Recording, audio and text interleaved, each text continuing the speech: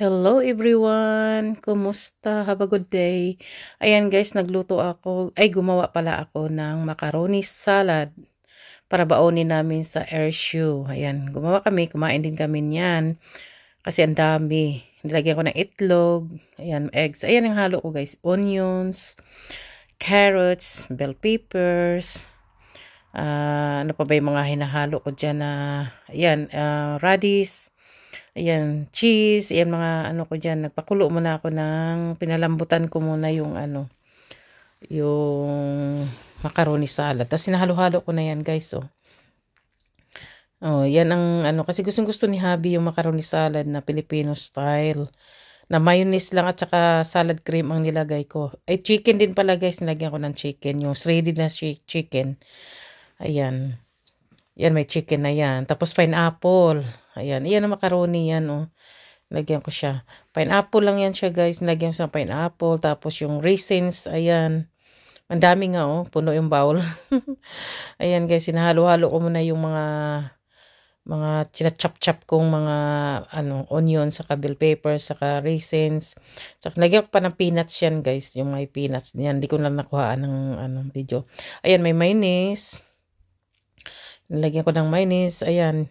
Tapos yung mayonnaise na marang templado na, yung may ketchup na, ayan, hinalo ko yan. Kunti-kunti lang guys, parang kasi, para lang may malasa. Ayan. Kasi gustong-gusto ng asawa ko dyan. Nilagyan ko pa ng lettuce yan guys. Ayan o, salad cream, lalagay ko dyan. Di ko dinamihan kasi parang maasim-asim ang salad cream. Ayan o. Yan yung mayonnaise.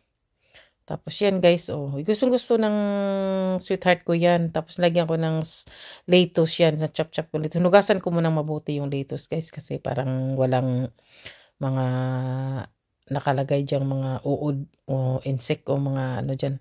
Kailangan talaga sa gulay o salad, hugasan. Tapos lagyan ko pa ng cheese guys. Yung cheese namin kasi nilagay namin sa freezer kasi para di masira.